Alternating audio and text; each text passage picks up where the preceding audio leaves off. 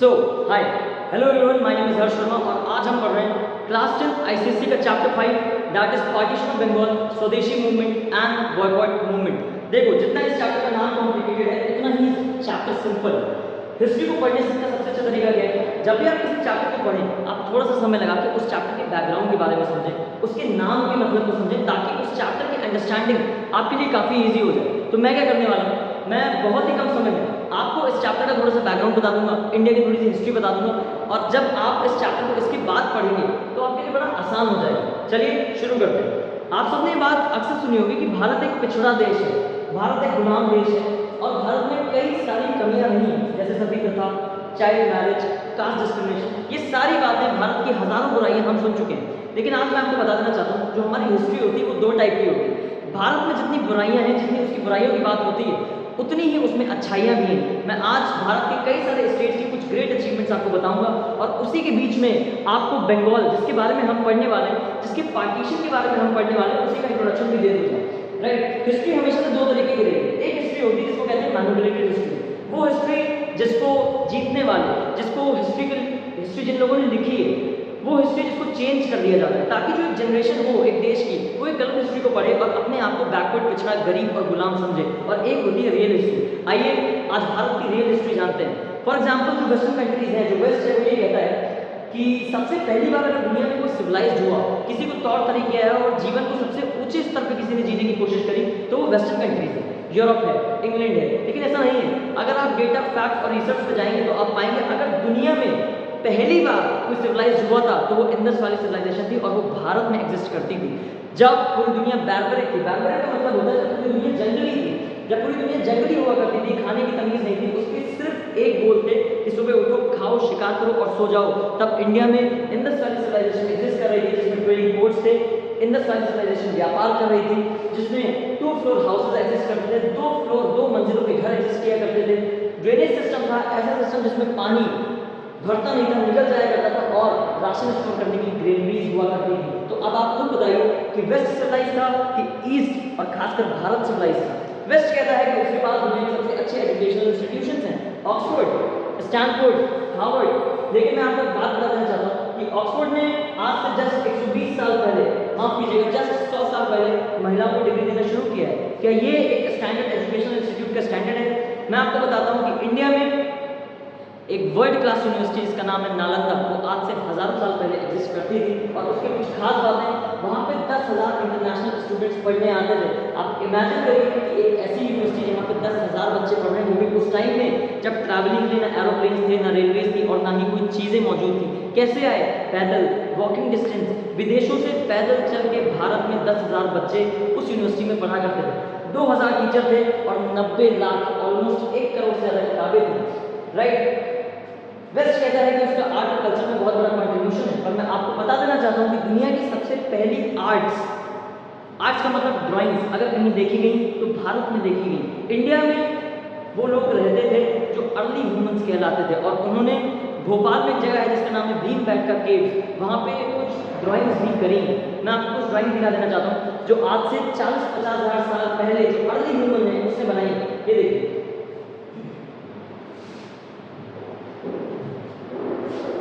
ये देखिए, ये वो ड्राइंग्स हैं जो अर्ली ह्यूमंस ने डिजाइन करी थी। तो ऐसा नहीं है कि भारत पिछड़ा है, भारत हमेशा से गुलाम रहा है। हाँ, भारत में कुछ कमियां नहीं है, भारत परेशान रहा है, भारत के साथ कुछ प्रॉब्लम्स भी हैं, पर इतना भी भारत खराब नहीं है जितनी खराब हिस्ट्री उसको आपकी बता दी गई है। वेस्ट कहता है कि पार्लियामेंट्री फॉर्म ऑफ मॉडल है, ये यूरोपियन कंट्रीज में दिया है। लेकिन जब इंडिया में अंपायर्स भी एग्जिस्ट नहीं करते थे, महाजनपद एग्जिस्ट करते थे। उसमें एक महाजनपद था जिसका नाम था वैशाली, छोटा सा अंपायर था। जब उसके पॉलिटिकल स्ट्रक्चर को स्टडी किया गया तो पाया गया कि उसमें आज से हजारों साल पहले वहाँ पे पार्लियामेंट का मॉडल एग्जिस्ट करता था। और कुछ बातें आपको बताता हूँ। वेस्ट ये कहता है कि अगर पहली बार किसी ने महिलाओं के इंटरेस्ट की बात करी, वुमेन एम्पावरमेंट की बात करी, वुमेन्स को प्रमोशन की बात करी, वुमेन्स को जॉब्स में लाने की बात करी, तो वेस्ट ने करी। वेस्ट का वुमेन एम्पावरमेंट कैसा है? वेस्ट का वुमेन एम्पावरमेंट कुछ इस तरीके से दिखता है। लेकिन मैं आपको बता देना चाहता हूँ, इंडियन वुमेन एम्पावरमेंट कभी ऐसा नहीं दिखता है। भारत में महिलाएं शुरुआत में कभी बहुत पिछड़ी थी ही नहीं, इसीलिए इंडिया कभी वुमेन एम्पावरमेंट की बात करता ही नहीं था।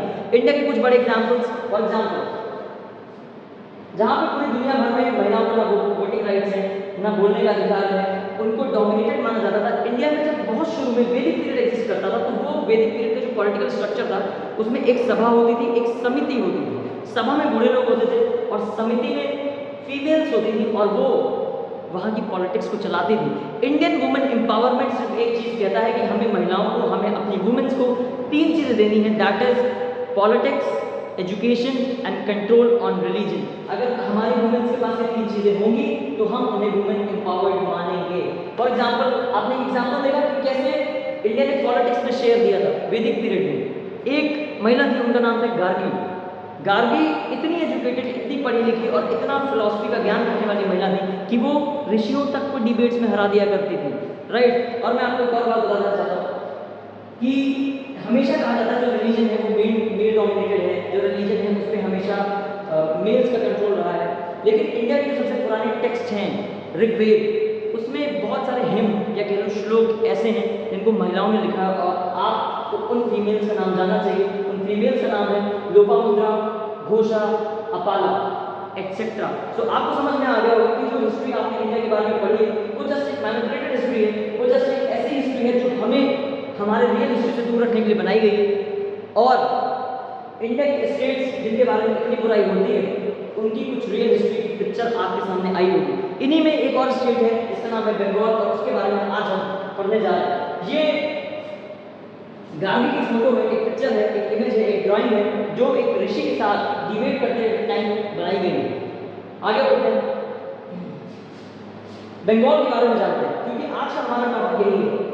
एक बात ध्यान में रखिएगा, बंगाल कोई छोटी मोटी जगह नहीं है।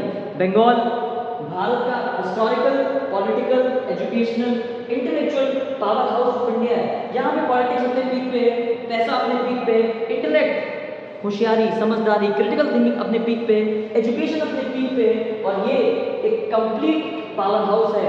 हर चीज़ जो आपको कहीं नहीं मिलेगी वो आपको बंगाल में मिलेगी। और इतने ही पावरफुल स्टेट का पार्टीशन कर दिया गया ब्रिटिशर्स द्वारा। आइए थोड़ी सी बातें बंगाल के बारे में भी जान लेते हैं। क्या है बंगाल? बंगाल एक ऐसी जगह है जिसने पहली बार डेमोक्रेसी देखी। फॉर एग्जाम्पल, वेस्ट कहता है कि डेमोक्रेटिक का जो कॉन्सेप्ट है डेमोक्रेसी की, अपना राजा या अपना नेता हम चुनेंगे, वो वेस्ट लेकर आया। हाँ, मॉडर्न टाइम में वेस्ट लेकर आया, पर उसके जो ट्रेसेस हैं, उसके जो कुछ स्ट्रक्चर्स हैं, वो बंगाल में देखने को मिलते हैं। बंगाल में एक टाइम था, आज से कई साल पहले, वहाँ पे बड़ा केओस फैला हुआ था, चीज़ें ठीक नहीं चल रही थी। तो वहाँ के लोगों ने, जो पढ़े लिखे होशियार समझदार लोग थे, उन लोगों ने डिसाइड किया कि जो हमारा राजा है हम उसको वोटिंग के थ्रू चुनेंगे। और उन्होंने वोटिंग करके वहाँ के राजा को चुना जिसका नाम है किंग गोपाला। और वो आगे चल के इंडिया के वन ऑफ द बेस्ट और लार्जेस्ट अंपायर को फॉर्म करते हैं जिसका नाम है पाला अंपायर। सो बंगाल पॉलिटिकली कितना अवेयर है, आज से कितने साल पहले, आप इस पॉइंट से उसका अंदाजा लगा सकते हैं। बंगाल के बारे में और कुछ बातें आपको बताता हूँ। During the Mughal period 12% of world wealth was generated by Bengal. Mughals का जो पीरियड था इंडिया में, दुनिया का 12% पैसा अगर कोई जनरेट कर रहा था कोई जगह तो वो बंगाल थी। और कुछ अच्छे फैक्ट जानिए। तो ये वाला फैक्ट हो गया पॉलिटिकल, जिसमें आपको दिख रहा है कि बंगाल पॉलिटिकली कितना तेज है। ये वाला फैक्ट हो गया इकोनॉमिकल, जिसमें आपको दिख रहा है कि बंगाल इकोनॉमिकली कितना रिच हुआ करता था।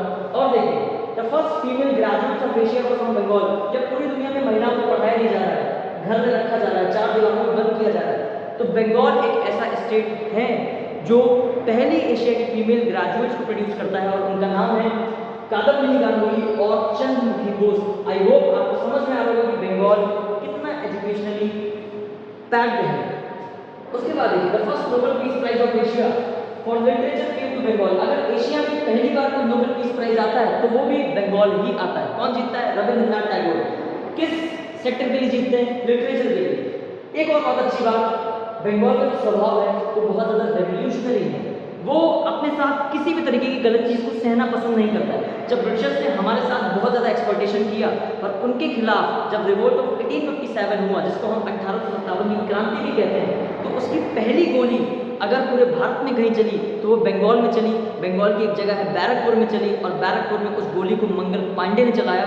और 1857 भारत का अगर कोई पहला शहीद है, कोई पहला मार्टियर है, तो वो भी मंगल पांडे हैं। इससे आपको अंदाजा लग रहा होगा Bengal is not just a state, it is a complete power house. एक चीज़ है जिसको कहते हैं रेनेसांस। रेनेसांस का मतलब होता है कि जब हम पुरानी बातों पे, घिसी पिटी बातों पे, जो प्रथाएं चली आ रही हैं उनको मानने से मना कर देते हैं और हर चीज़ पे सवाल उठाते हैं ताकि हम हर चीज़ को जान सकें और समझ सकें। अगर इसकी शुरुआत भी कहीं हुई थी तो वो भी बंगाल में ही हुई थी, राजा राम मोहन रॉय के द्वारा। सो ये बंगाल है, इसका पार्टीशन कर दिया गया।